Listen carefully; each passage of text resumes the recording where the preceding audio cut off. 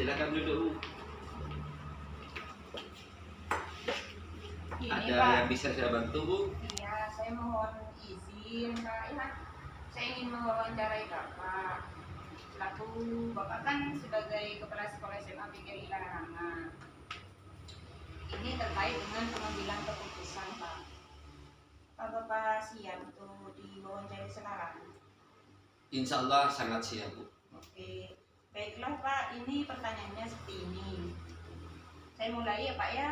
Silakan, Bu. Selama ini bagaimana Bapak dapat mengidentifikasi kasus-kasus yang merupakan dilema etika atau bujukan moral? Ya, terima kasih, Bu. Saya ini mengidentifikasi kasus-kasus di sini, yaitu saya melihat dari sudut pandang moral dan hukum. Oke. Apabila kasus tersebut melanggar hukum, maka sudah tentu benar lawan salah. Namun jika masih bisa dikatakan benar lawan benar, maka tersebut adalah dilema etika. Begitu. Oh ya Pak, terima kasih Pak. Ini pertanyaan yang kedua. Selama ini bagaimana Bapak menjalankan pengambilan keputusan di sekolah Bapak? Terutama untuk kasus-kasus di mana ada dua kepentingan, yang sama-sama benar atau yang sama-sama mengandung nilai kebajikan. Begini, Bu, saya di dalam mengambil keputusan, tentunya saya itu tidak berdiri sendiri. Saya melibatkan stakeholder sekolah untuk menjadikan masukan bagi saya, dewan guru, BK, terus komite sekolah juga seperti itu, Bu. Selama ini saya melakukan identifikasi kasus dari berbagai sudut pandang, kemudian menimbang secara matang mana yang paling benar dan keputusan tersebut menguntungkan banyak orang. Istilahnya tidak ada yang dirugikan, begitu, Bu. Oh, jadi di sini tidak ada yang dirugikan, seperti itu Pak ya. Terus yang nomor 3 ini, langkah-langkah atau prosedur seperti apa yang biasa Bapak lakukan selama ini? Langkah-langkah yang saya lakukan selama ini, Bu, yang saya lakukan di sekolah, yang pertama itu menentukan penyebab permasalahannya, Bu. Yang kedua, menentukan siapa yang terlibat. Yang ketiga, menanyakan kepada orang-orang terdekatnya. Terus yang keempat itu diskusi dengan warga sekolah. Yang kelima, membuat beberapa solusi keputusan, dan yang terakhir menimbang lagi dari berbagai sudut pandang sebelum memutuskan atau mengambil solusi seperti itu, Bu. Ya Pak. Ini terus yang keempat yaitu hal-hal apa saja yang selama ini Bapak anggap efektif dalam pengambilan keputusan pada kasus-kasus dilema etika tersebut? Baik, Bu. Yang saya anggap itu efektif adalah saya melakukan analisis kasus, kemudian saya menentukan solusi menyelesaikan dengan peraturan dan norma yang berlaku, dan juga disesuaikan dengan aturan yang ada di sekolah seperti itu, Bu. Serta mengedepankan kepentingan umum, solusi tersebut bermanfaat bagi banyak orang, baik secara jangka panjang seperti itu. Ya Pak. Nah ini masih ada 4 Pak ya.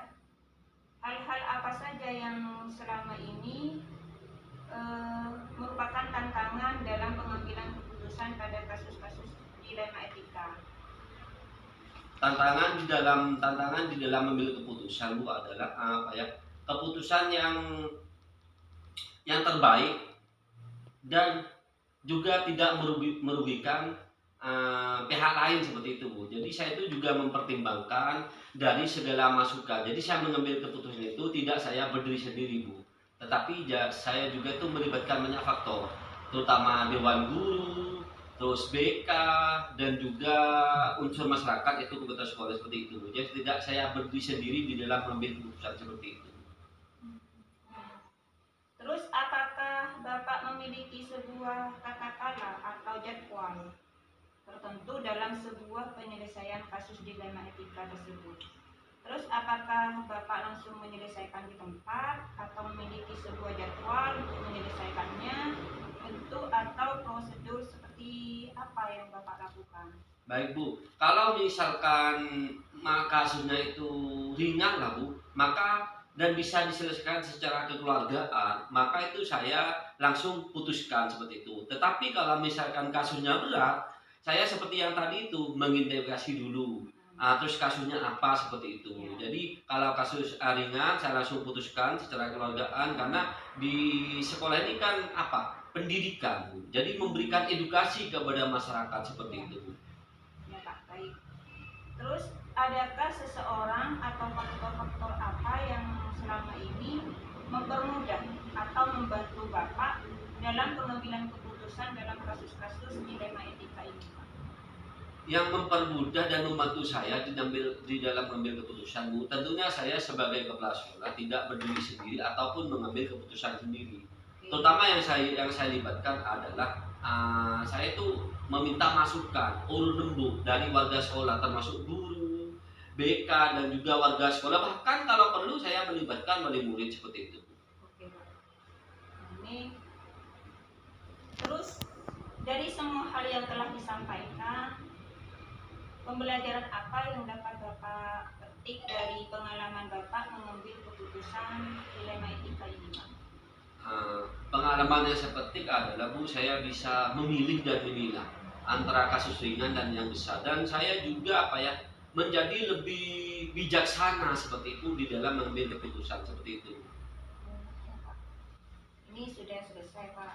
Terima kasih Bapak sudah bersedia untuk diwawancara mengenai pengambilan keputusan ini, Pak. Ya, terima kasih, Bu.